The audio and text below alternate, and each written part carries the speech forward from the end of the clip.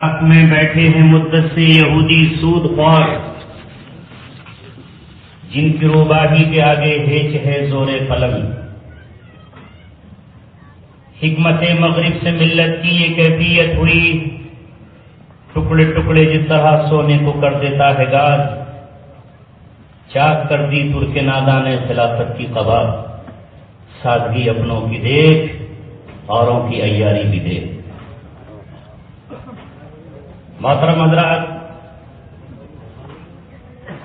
10 بجے سے لے کر اب تک وحدت امت پر مختلف عنوانات کے تحت گفتگو ہو رہی ہے اور ابھی بھی جاری رہے گی۔ جہاں ایک طرف ہم امت کے درمیان اختلافات کی خلیج کو بڑھتا ہوا دیکھ رہے ہیں، ہماری نظر ادھر بھی جانا چاہیے کہ کیا یہ انجانے میں ہو رہا ہے یا اس کے پیچھے کچھ طاقتیں ہیں جو ہمیں اکٹھا نہیں ہونے دینا چاہتی، جن کے پیچھے ان کے اپنے مقاصد ہیں۔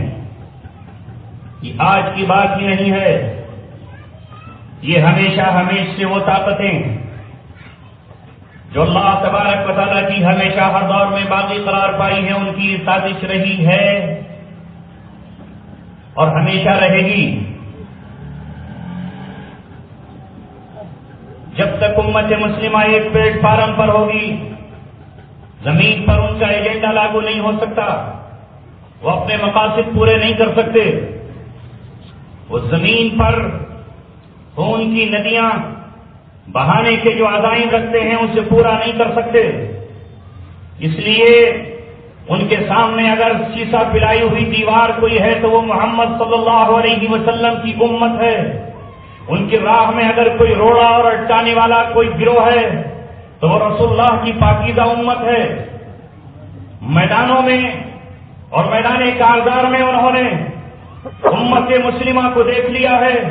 رب کعبہ کی قسم، وہ میدان میں امت کو کبھی شکست نہیں دے سکتے، نہ دے سکے ہیں۔ اس لیے انہوں نے ہمیشہ دیمک کی طرح چاٹا ہے، ہمیشہ چوہوں کی طرح انہوں نے دلوں کے اندر رہ کر وار کیا ہے۔ آج سے 1450 سال پہلے قرآن کریم نے کہا تھا یہ قوم کبھی سامنے سے آ کر تمہارا مقابلہ نہیں کر سکتی، الا فی قرى محصنہ، بلکہ یہ قلعوں کے پیچھے سے تم پر وار کریں گے۔ وہ کون سی طاقتیں ہیں ہم اپنی طرف سے نہیں کہتے، بلکہ اللہ تبارک و تعالیٰ کی کتاب اٹھائیے، جس کی بنیاد پر ہم متحد ہو سکتے ہیں، وہی کتاب اللہ تبارک و تعالیٰ کی کہتی ہے کہ تمہاری حیثیت کیا ہے۔ وَمَكَرُوا مَكْرًا كُبَّارًا، انہوں نے تو نوح علیہ السلام کے خلاف ایسا مکر کیا جسے مکر کبار کہا گیا۔ ان کی سازشوں کا عالم بیان کرتے ہوئے قرآن کہتا ہے لِتَزُولَ مِنْهُ الْجِبَالُ، ان کی سازشوں کا عالم یہ ہے کہ پہاڑ اپنی جگہ سے ہٹ جائیں۔ یہ وہ قومیں ہیں جو ہمیشہ پھوٹ ڈالتی رہی ہیں، کیا ہم بھول جائیں گے محمد رسول اللہ صلی اللہ علیہ وسلم کی زندگی کے وہ دور اور وہ واقعات؟ غزوہ طائف کے بعد کیا ہوا؟ طائف کی فتح کے بعد کیا ہوا؟ کون سے صفوں میں گھسے ہوئے آستین کے سانپوں نے ایک افواہ اڑا دی کہ لو آج طائف کی فتح کے بعد محمد رسول اللہ صلی اللہ علیہ وسلم نے اپنے خاندان کو، اہل مکہ کو، قریش کو زیادہ دینا شروع کر دیا ہے۔ وہ انصار جنہوں نے پناہ دی، وہ انصار جنہوں نے آپ کو گھر و در دیا، وہ انصار جنہوں نے بدر میں، احزاب میں، احد میں آپ کی مدد کی، آج انصار کو کم دیا گیا۔ اور قریب تھا کہ انصار اور مہاجرین آپس میں لڑ جائیں، قریب تھا کہ محمد رسول اللہ صلی اللہ علیہ وسلم کے دیوانوں میں آپس میں گتھا ہو جائے۔ اس وقت محمد رسول اللہ صلی اللہ علیہ وسلم نے اجتماع کیا اور اجتماع کر کے انصار کو بھی جمع کیا اور مہاجرین کو جمع کیا اور جمع کر کے یہ کہا، اے انصار، اگر تم یہ کہو کہ مجھے جب میرے وطن کے لوگ نکال رہے تھے تو پناہ دینے والے تم تھے. جب میرے لوگ مجھ پر چڑھائی کر کر آئے تھے تو ان کے سر قلم کرنے والے تم تھے, مجھے آسرا دینے والے تم تھے. اور آج جب دینے کا وقت آیا ہے تو میں مہاجرین کو دے رہا ہوں. سنو اے انصار, تم کہنے میں ہاتھ بجانی ہو, لیکن یہ بھی یاد رکھو میرے آنے سے پہلے اور تو خلق تم آپس میں لڑتے تھے, ایک دوسرے کے گلے کاٹتے تھے, ایک دوسرے کی گردنیں اڑاتے تھے, ماں اور بیٹیوں کی آبروؤں سے کھیلتے تھے. میں پہنچا تو تم نے امن سکون قائم ہوا, تمہارا مدینہ جو یثرب تھا وہ طابہ اور طیبہ بن گیا.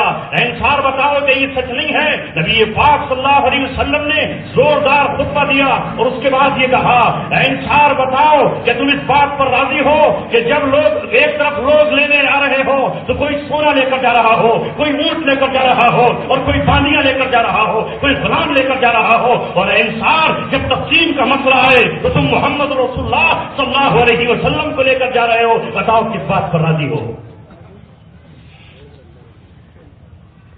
انصار صحابہ کی ہچکیاں نکل گئیں اور کہا اللہ کے رسول ہم آپ کو لینے پر راضی ہیں. یہ کون سا دور ہے؟ کس کی ذات ہے؟ نہیں دیکھا آپ نے عبداللہ بن ابی نے ایک کنویں پر پانی پینے کے لیے صحابہ جمع ہوئے, جھگڑا کھڑا کر دیا, جاہلانہ اشعار پڑھنا شروع کر دیے, ماں اور بیٹیوں کے نام سے اشعار پڑھنا شروع کرے, تلواریں کھینچنے کے قریب ہوئیں.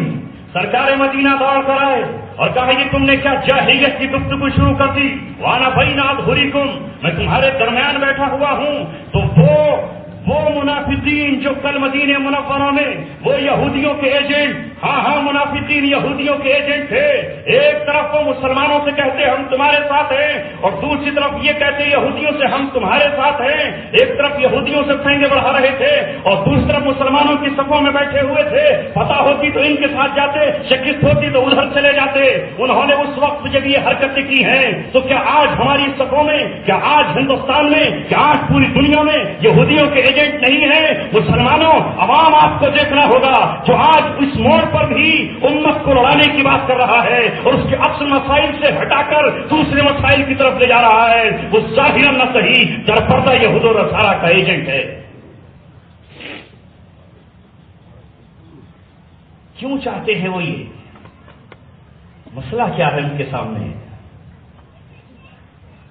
1920 میں جو انہوں نے پہلا اینٹ اور پہلا پتھر رکھا تھا کہ ساری دنیا پر یہودی حکمرانی کریں گے, وہ خواب ان کا پورا نہیں ہو سکتا جب تک امت مسلمہ کو ٹکڑے ٹکڑے نہ کیے جائیں. جس طرح سونار سونے کے ٹکڑے کر کے زیور بناتا ہے, جس طرح بڑی روٹی کو چبانے کے لیے اس کے ٹکڑے کیے جاتے ہیں, اسی طرح انہوں نے اقوام متحدہ بنا کر عالم اسلام کے ٹکڑے کیے. وہ عالم اسلام جو عرب سے لے کے عجم تک ایک تھا, اسے 55 ٹکڑوں میں پہلے جغرافیائی طور پر اسے بانٹا. پہلے زمینیں بانٹ دی, عراق میں بانٹا, ایران میں بانٹا, سوڈان میں بانٹا, اور ساری دنیا میں 55 اور 56 ٹکڑے کر دیے. پھر ان ٹکڑوں کے بھی ٹکڑے کر دیے. ظاہر ہے کہ پہلے جغرافیائی طور پر بانٹ دیا, اس سے بھی ان کا بس نہ چلا.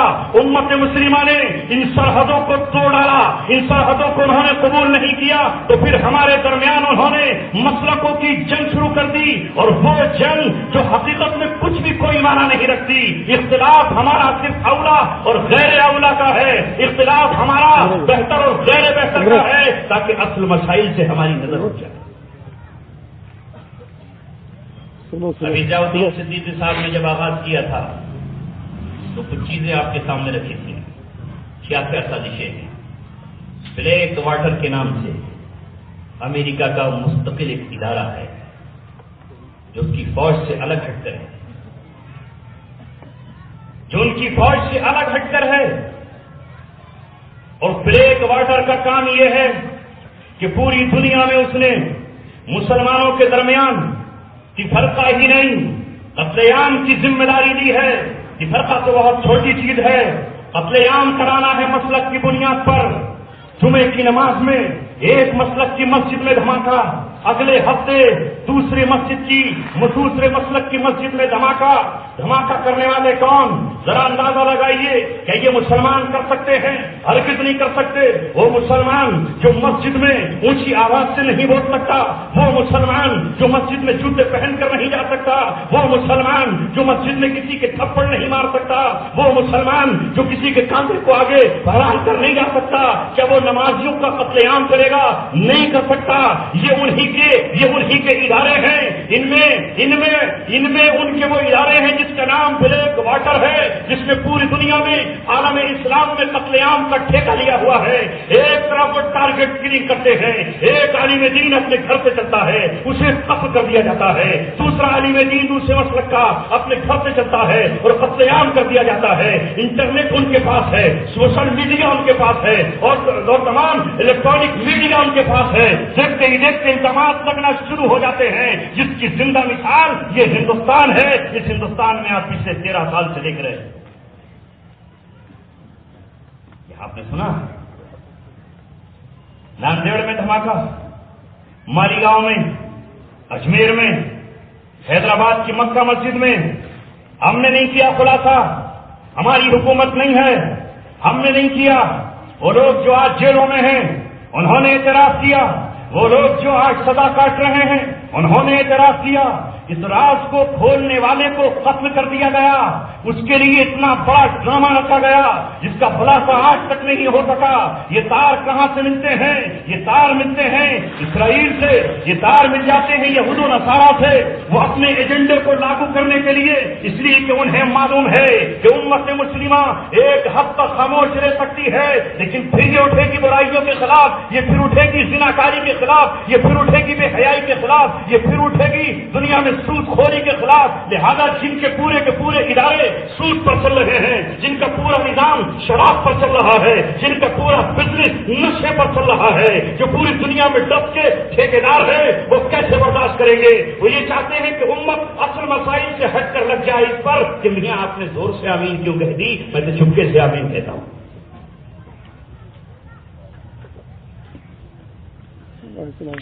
باقاعدہ پمفلٹ شائع ہوتے ہیں، کتابیں چھپتی ہیں اور مسجد کے ممبروں سے، میناروں سے امت کے نوجوانوں کو، عام امت کو جو جمعے کے دن جاتا ہے اسے یہ بتایا جاتا ہے مسئلہ صرف یہ ہے تمہارا اس وقت۔ کوئی کہتا ہے کہ سلفیت پھیل رہی ہے تو کوئی کہتا ہے کہ حنفیت پھیل رہی ہے، کوئی کہتا ہے کہ بریلویت پھیل رہی ہے۔ نوجوانوں آپ فیس بک پر ہو، کیسی فیس بک پر آئیڈیا بنی ہوئی ہے، کوئی مقصد نہیں ہے، انہیں کوئی اس بات کی پرواہ نہیں ہے کہ کتنے نوجوان جیلوں کے اندر ہیں جن کی رہائی کا کوئی مسئلہ نہیں ہے، کتنے نوجوان بے قصور ہیں جن کی بیویاں ان کے شوہر کے زندہ ہوتے ہوئے بیوہ ہیں، نہ عزت کر سکتی ہیں، نہ دوسرا نکاح کر سکتی ہیں۔ ان کی آزادی کے لیے اور ان کی قید سے رہائی کے لیے ہم اکٹھے کیسے ہو جائیں؟ اگر کوئی سینے پر ہاتھ باندھتا ہے تو اسے کسی مخصوص جماعت کا قرار دے کر اسے ارسٹ کر دیا جاتا ہے، اگر کوئی ناف کے نیچے ہاتھ باندھتا ہے تو اسے فلاں جماعت کا قرار دے کر اسے ارسٹ کر لیا جاتا ہے۔ عالم اسلام ٹکڑے ٹکڑے ہے، ہمارے سامنے مسائل ہے کہاں؟ ہمارے سامنے کوئی مسئلہ نہیں۔ ملک شام کا کتنوں کو پتا ہے، کتنوں کو پتا ہے 63 لاکھ لوگ گھر سے بے گھر ہیں، کتنوں کو معلوم ہے کہ 1.5 لاکھ لوگ شہادت کا جام پی چکے ہیں۔ امت کے لیے کتنا بڑا مسئلہ ہے۔ فتاوا قاضی خان ہو، یہ تمام کے تمام فتاوا ہو، ان پہ لکھا ہوا ہے اگر ایک عورت کسی کی قید میں ہوتی ہے تو ساری دنیا کے مسلمانوں کی ذمہ داری یہ ہے کہ اس عورت کو قید سے چھڑانے کے لیے وہ اپنے لشکروں کو لے کر روانہ۔ یہی مسئلہ، ان مسائل سے توجہ ہٹائی جاتی ہے۔ میرے دوستوں عزیزوں، ابھی چند دنوں پہلے سبرمنیم سوانی کا ویڈیو پورے ہندوستان کے پوری دنیا نے دیکھا۔ کھلے عام اس شخص نے اعتراف کیا اور یہ کہا کہ ہم اس ملک میں فرقے وارانہ تقسیم کر کے اقتدار اور کرسی پر ایسے شخص کو لے کر آئیں گے جو اس ملک کی روایات کو ختم کر ڈالے گا، جو یہاں کی روایات کو اپنے پیروں کے نیچے مسل ڈالے گا۔ ہاں ایک ایسے شخص کو جس سے سارے جہاں نفرت کرتا ہے اسے ہم لے کر آئیں گے، تو یہ خامخواہ کی بات نہیں ہے، یہ ہنگامہ یوں ہی نہیں ہے، اس کے پیچھے درپردہ سازشیں ہیں۔ آپ اگر غور کریں گے تو ایک ہی شخص ایک جگہ ایک مسلک کی مخالفت کرتا نظر آ رہا ہے، اور اسے دوسرے رخ اس کو دیکھو گے تو اسی مسلک کے لوگوں کی تعریف کرتا نظر آ رہا ہے۔ یہ ان کا ایجنڈا نہیں تو کس کا ایجنڈا ہے؟ ایک ہی کاؤنٹر سے مخالفت کے لیے پیسے مل رہے ہیں اور اسی کاؤنٹر سے حمایت کے پیسے مل رہے ہیں۔ کاؤنٹر ایک ہی ہے، ایک ہی چیز ہے، ملت کو ٹکڑے ٹکڑے کر دو، اس کا مسئلہ حل نہ ہو۔ کیوں کیا اعتراض ہے؟ بابری مسجد کا قضیہ کبھی حل نہ ہو۔ ہم مثال نہیں دینا چاہتے، اگر دینا پڑتی ہے۔ اس ملک میں گولڈن ٹیمپل پر بھی حملہ ہوا، لیکن وہ قوم متحد تھی، اور اس متحد قوم نے مجبور کیا کہ حکومت ہند گولڈن ٹیمپل کو تعمیر کرائے، اس کی ٹوٹی ہوئی عمارات کو دوبارہ بنائے۔ لیکن کیا وجہ ہے؟ اس کی تعداد کل کروڑوں میں 1-8 کروڑ بیٹھتی ہے، تمہاری تعداد اس ملک میں 25 کروڑ بیٹھتی ہے، لیکن تم ایک مسئلہ حل نہیں کرا سکتے، ایک قضیہ حل نہیں کرا سکتے، بابری مسجد کی ایک اینٹ کا مطالبہ نہیں کر سکتے۔ اس کی وجہ یہ ہے کہ وہ جانتے ہیں کہ تم گروہ ہو اور جماعتوں میں بٹے ہوئے ہو، تمہیں اسی بات کی ضد ہے، اسی بات کو تمہیں لگایا گیا ہے۔ جس دن متحد ہو جائے گا مسلمان، اس دن ان کو عالمی چوروں کو، ڈاکوؤں کو امت کی امانت چھیننے کا موقع نہیں ملے گا۔ وہ کیوں لانا چاہتے ہیں؟ آپ سوچ رہے ہوں گے کہ ہمیں کیوں ہمیں لانا چاہتے ہیں اور کیوں ہمیں جو ہے وہ برباد کرنا چاہتے ہیں۔ ان کے سامنے ہے اسرائیل کو گریٹر اسرائیل بنانا،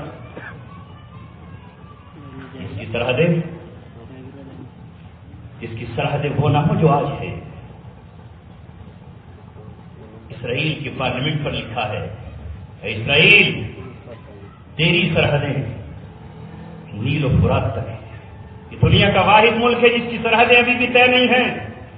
تیری سرحدیں نیل و فرات تک ہیں، جس کے بیچ میں 2 نیلی پٹیاں اس بات کی علامت ہے کہ ملک مصر میں بھی حملہ کرنا ہے، دریائے نیل تمہارا ہے، اور ملک عراق پر بھی حملہ آور ہونا ہے، ملک عراق تمہارا ہے۔ جن کے اپنے منصوبے میں یہ بات شامل ہے کہ جن مقامات سے بنو نذیر و بنو قینقاع کو جلا وطن کیا گیا تھا، ان بستیوں پر بھی حملہ آور ہونا ہے۔ لہذا اس بنیاد پر وہ چاہتے ہیں امت آپس میں لڑتی رہے، اور ظاہر ہے کہ جو قوم لڑتی رہے گی اس پر بآسانی قبضہ کیا جا سکتا ہے۔ ہم تاریخ کا جب فرق الٹ کر دیکھتے ہیں تو ہندوستان کی تاریخ اٹھائیے، جس وقت یہاں ایسٹ انڈیا کمپنی کے سہارے اس ہندوستان پر انگریز قبضہ کرنے جا رہا ہے، اس ہندوستان کو اپنے چپڑوں میں لینے جا رہا ہے، یہاں سے نظام اسلامی کا خاتمہ ہونے جا رہا ہے، یہاں اسلامی سلطنت کو ٹکڑے ٹکڑے کیا جا رہا ہے، تو یہاں اس وقت میں بھی یہی چوٹے چھوڑے گئے کہ بھائی ذرا یہ بتائیے اللہ جھوٹ بولنے پہ قادر ہے کہ نہیں؟ تو بحث شروع ہو گئی۔ کہے کہ اللہ قادر ہے تو بڑا مسئلہ، نہ کہے تو بڑا مسئلہ، مناظرے شروع ہو گئے، اجتماع شروع ہو گئے۔ امکانی کس پر اللہ تعالیٰ بول سکتا ہے کہ نہیں بول سکتا؟ کس نے چھیڑا؟ عیسائیوں نے پھر چھیڑ دیا۔ ذرا یہ بتاؤ، اللہ تبارک و تعالیٰ محمد رسول اللہ جیسا ان جیسا کوئی دوسرا نبی بھیج سکتا ہے؟ یہ نہیں بھیج سکتا۔ اگر یہ کہیں کہ بھیج سکتا ہے تم گئے، اور اگر نہیں بھیج سکتا تو اللہ تبارک و تعالیٰ قادر نہیں ہے۔ یہاں اجتماعات ہوتے رہے، مناظرے ہوتے رہے، اور پورا ملک ان کی چنگل میں چلا گیا، ان کی دسترس میں چلا گیا، اور ہم آج تک ہاتھ ملتے چلے آ رہے ہیں۔ یہی ہوتا ہے جب کوئی قوم اپنے آپ سے طلاق کا شکار ہوتی ہے تو دشمن اس پہ چڑھ دوڑتا ہے۔ ایسے ہی سلطان محمد فاتح نے قسطنطنیہ کو فتح نہیں کیا، یہ لکھا ہے علماء کرام نے۔ قسطنطنیہ کی فتح میں ان کا اختلاف بھی شامل تھا۔ جب سلطان محمد فاتح کی فوجیں قسطنطنیہ کو فتح کرنے کے لیے اپنی کشتیوں کو ریت پر چڑھا رہے تھے تو قسطنطنیہ کے پادری اس بات پہ لڑ رہے تھے کہ حضرت مریم حضرت عیسیٰ کو جننے کے بعد بھی کنواری رہی یا نہ رہی؟ اور ذرا یہ بتاؤ کہ ایک سوئی پہ کتنے فرشتے آتے ہیں؟ اور یہ بتاؤ کہ حضرت عیسیٰ علیہ السلام جب آسمان پر گئے تو ان کے پاس کون سی روٹی تھی، خمیری تھی یا غیر خمیری؟ اتنے بڑے بڑے مسائل ہمارے سامنے ہیں۔ ہم جب لب امت مسلمہ کی بات کر رہے ہیں تو ساری دنیا کا قضیہ ہمارا ہے، ہمارا مسئلہ ہے۔ وہ جو ڈرتے ہیں اس بات سے کہ اللہ تبارک و تعالیٰ کی زمین پر امن قائم نہ ہو جائے، ملک مصر کی طرف ذرا چلے جائیے تو کیا وہ ہمارا قضیہ نہیں ہے؟ لیکن ہندوستانی مسلمان بتاؤ کتنی مسجدوں میں ان کے لیے دعائیں ہوئیں، کتنے ان کے حق میں اجتماع ہوئے، کتنا ہم نے اس جمہوریت کے ڈھونگ کو بے نقاب کیا۔ آپ ذرا اندازہ لگائیے، مصر میں حکومت آئی، حکومت ووٹوں سے آئی، جمہوریت کے ذریعے آئی، وہاں کی عوام نے ریفرنڈم ووٹ دیا، وہاں کی عوام نے انہیں چنا اور انہوں نے اپنا آئین نافذ کر دیا، اس آئین کو عوام نے قبول کیا۔ لیکن وہیں مسلمانوں کو جو دوسرے اپنے آپ کو مسلمان کہتے، ان کا دعویٰ بھی ایمان اور اسلام کا ہے، لیکن ان کو کس نے استعمال کیا؟ ان کو مال کس نے دیا؟ ان کو مال فراہم کس نے کیا؟ ان کو کون لے کر کے آیا؟ پیچھے کون نہیں جانتا؟ ترکی کے صدر نے ساری دنیا کے سامنے علل اعلان کہا اسرائیل نے سب کچھ یہ کیا ہے۔ وہ اسرائیل جو نہیں چاہتا کہ اسلام دنیا میں آئے، وہ یہودی جو نہیں چاہتے کہ اللہ تبارک و تعالیٰ کی شریعت زمین پر نافذ ہو، وہ ان سازشوں کا شکار، اور ہم سادگی کے ساتھ ان کے اس پہ جا رہے ہیں۔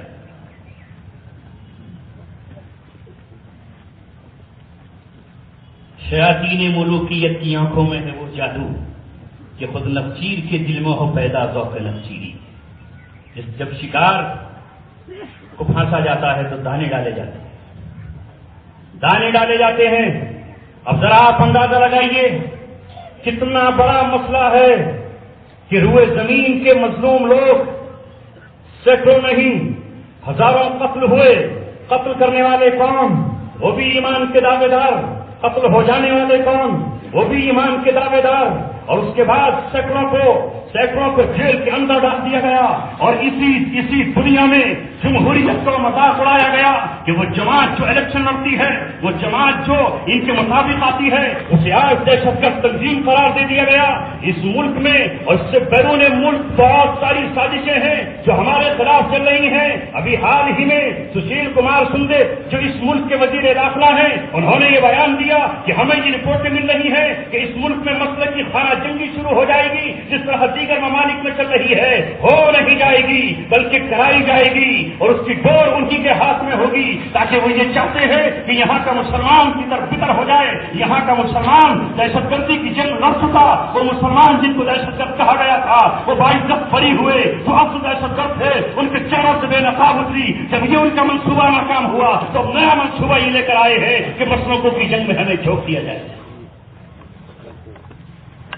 آپ نے ابھی اپنے علماء کرام سے سنا، اصل تک مسائل سے توجہ ہٹائی جائے۔ کیا حال ہوا ہے ہمارا؟ راجندر سچر کی رپورٹ، اور اس نے یہ کہا کہ اس ملک کا مسلمان 67 سالوں میں دلتوں سے بدتر ہو گیا۔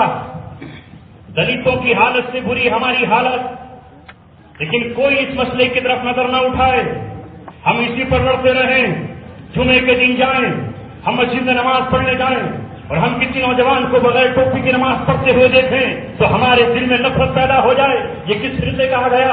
اگر ہم کسی کو رفع یدین کرتے ہوئے دیکھیں تو ہم کہیں یہ کہاں سے آ گیا، اور کوئی ہمیں ناف پر ہاتھ باندھتے ہوئے دیکھے تو وہ یہ کہیں یہ کہاں سے آ گیا۔ اگر کوئی 2 ہاتھوں سے مسافہ کر لے تو ہم کہیں دوسرا ہاتھ کیوں لگا دیا، اور اگر کوئی 1 ہاتھ سے مسافہ کر لے تو ہمارے دل میں کدورت پیدا ہو جائے۔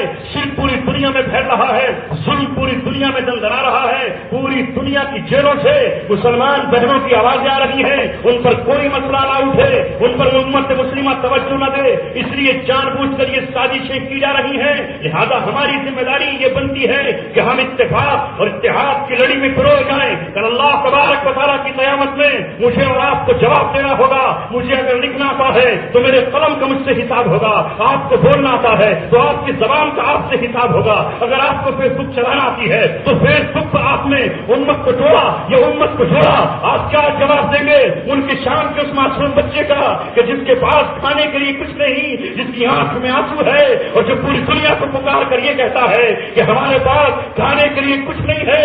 یہ اجڑنے والے کون، اجاڑنے والے کون؟ یہ یہود و نصارہ نے جب میدانوں میں ہم سے شکست کھا لی، اور جب وہ عراق میں پسپا ہوا، اور جب اس نے افغانستان میں اپنی شکست کو تسلیم کر لیا تو اس نے اپنی سیٹ سے مدد دی۔ اس نے یہ کہا کہ ہمیں جانے کی ضرورت نہیں ہے، مسلمان کو مسلمان سے لڑا کر ہم اپنے منصوبوں کو پورا کریں۔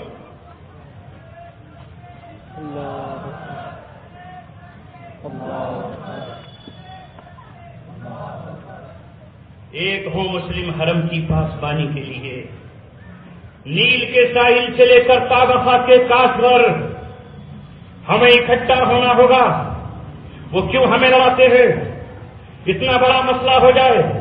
میں وحدت اسلامی کو اور اس کے کارکنان کو مبارکبادی پیش کرتا ہوں کہ انہوں نے پچھلے 2 سال سے جے پور کی سرزمین پر مسئلہ پیش کیا کہ ہمارے ہوتے ہوئے ہمارے رسول کی شان میں گستاخی کرنے والا، ہمارے نبی کی شان میں گستاخی کرنے والا سلمان رشدی نہیں آ سکتا، اور ہم اتفاق کے ساتھ کھڑے ہوں گے. اللہ تعالی خیر دے ساجد صحرائی کو، جس نوجوان نے 2 سال پہلے اعلان کر دیا وہ کہیں بھی آ جائے لیکن جے پور میں قدم نہیں رکھ سکتا، اور پچھلے سال یہ اعلان کر دیا اللہ اکبر، نہیں آیا. اللہ اکبر. یہ ہے مسلمانوں تمہارا مسئلہ، یہ ہے اصل آپ کا مسئلہ. اگر مقبول فدا حسین ہندوستان کے چند دیوی دیوتاؤں کی شان میں گستاخیاں کر کے اس ملک واپس نہیں آ سکتا ہے، اس ملک کے چند نوجوان یہ کہتے ہیں تو ہم اسے نہیں آنے دیں گے، اس کی ارتھی یہاں نہیں آئی، اس کی لاش یہاں نہیں آئی، تو ہندوستان کے 25 کروڑ مسلمانوں کا مسئلہ رفع یدین کی بات چھوڑو، آمین بالجہر کی چھوڑو، ناف پہ ہاتھ باندھنے کی چھوڑو. تم بھی محمد رسول اللہ کا کلمہ پڑھتے ہو اور ہم بھی پڑھتے ہیں. وہ بنگال کیوں آتا ہے؟ وہ دہلی کیوں آ جاتا ہے؟ وہ دوسرے صوبوں میں کیوں آ جاتا ہے؟ اگر وہاں کے لوگوں نے بھی راجستھان کے لوگوں کی طرح اس مسئلے کو مسئلہ بنایا ہوتا تو خدا کی قسم وہ ہندوستان کی سرحدوں میں قدم بھی نہیں رکھتا. یہ ہے ہمارے مسائل.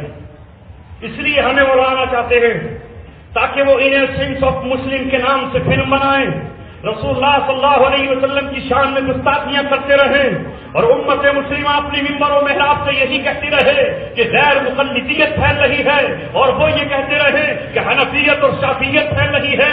آپ ساری دنیا سے کیسے مٹا دیں گے؟ رسول اللہ صلی اللہ علیہ وسلم کی امت میں اختلاف رہے گا اور قیامت تک رہے گا. 1924 تک خلافت عثمانیہ تھی، امت میں تب بھی اختلاف تھا. امت کا اختلاف رحمت ہے جو میرے نبی سے ثابت ہے، اس پر عمل کرنا، میرے نبی کی سنت کو زندہ کرنا ہے. امت میں اختلاف اس لیے ہے کہ نبی کی کسی حدیث کو چھوڑ نہ دیا جائے، امت کا ایک طبقہ اس پہ عمل کر رہا ہو. ادھر کارٹون بنائے جاتے رہے. قیامت میں کیا جواب دیں گے رسول پاک صلی اللہ علیہ وسلم کے سامنے ہم؟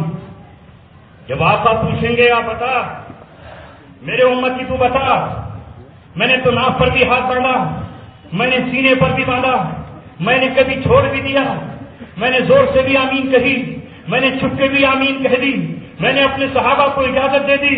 2 صحابی نے تیمم کے موقع پر ایک نے تیمم کر لیا اور ایک نے وضو کر کے نماز پڑھ لی، میں نے دونوں کو اجازت دی. تو بتا تو صحیح کہ میرے کارٹون بنتے رہے اور مجھے جنگجو اور قاتل کہا جاتا رہا اور میری تصویر کو بگاڑا جاتا رہا، اور تم نے اس وقت میرا کیا دفاع کیا؟ یہ کیوں کیا جاتا ہے؟ تاکہ جو لوگ اسلام میں داخل ہو رہے ہیں وہ محمد رسول اللہ صلی اللہ علیہ وسلم کو سمجھے کہ یہ تو فساد اور فتنہ برپا کرنے والے ہیں. یہ اس لیے کر رہے ہیں تاکہ ان کی نظروں کے سامنے آج یہ منظر ہے کہ کہیں ٹونی بلیئر کی ساری اسلام لاتی ہے، کہیں محمد علی قلعے ایمان لے آتے ہیں، تو کہیں مائیکل جیکسن ایمان لے آتا ہے، کہیں مریم جمیلہ ایمان لے آتی ہے. اس لیے کارٹون بنا کر ان انصاف پسند لوگوں کو، ان عیسائیوں کو، ان یہودیوں کو، ان ہندو دھرم کے ماننے والوں کو یہ میسج دینا چاہتے ہیں کہ محمد رسول اللہ کے غلام یا محمد رسول اللہ کی حیثیت یہ نہیں ہے کہ تم اسلام میں داخل ہو. آج ہمارا مسئلہ یہ ہے کہ ہم ساری دنیا کے سامنے یہ کہیں کہ جس طرح طواف کرتے ہوئے ہم ایک ہے، کوئی زور سے اپنا اپنا پھر دنیا پڑھ رہا ہے، کوئی حجر اسود کو چوم رہا ہے، کوئی رکن یمانی کو چوم رہا ہے، اور کوئی چپکے سے دعا مانگ رہا ہے، کوئی مقام ابراہیم پہ نماز پڑھ رہا ہے، کوئی صفا مروہ پہ نماز پڑھ رہا ہے، کوئی نماز اثر کے بعد بھی نماز پڑھ رہا ہے. اللہ تبارک و تعالیٰ نے اپنے گھر میں یہ منظر دکھایا ہے کہ امت مختلف لباسوں میں ہے، مختلف زبانوں میں ہے. اسی طرح آپ کا اورنگ آباد سے یہ پیغام لے کر اٹھو کہ ہمارا یہ داخلی اختلاف اپنی جگہ رہے، ہمیں اس سے کوئی فرق نہیں پہنچتا، لیکن ہم اللہ کے دشمنوں کے مقابلے پر جو ہم سازشوں کے تحت ہمیں بانٹنا چاہتے ہیں شیشہ پلائی ہوئی دیوار ہے. اللہ اکبر، اللہ اکبر، اللہ اکبر. بس میرے دوستو، انہی الفاظ کے ساتھ اور اس امید کے ساتھ کہ انشاءاللہ جب مسجد میں کھڑے ہوں گے اور ہمارے برابر میں کوئی شخص آئے گا ہم اس سے محبت کریں گے. ایسے اجتماعات کا ہم بائیکاٹ کریں گے جہاں فرقے وارانہ چیزوں کو بڑھاوا دیا جا رہا ہو. اللہ وحدت اسلامی کی اس کوشش کو قبول فرمائے. امیر محترم کی عمر میں برکت عطا فرمائے. میں اکیلا ہی چلا تھا جانب منزل مگر لوگ آتے گئے کارواں بنتا گیا. وآخر دعوانا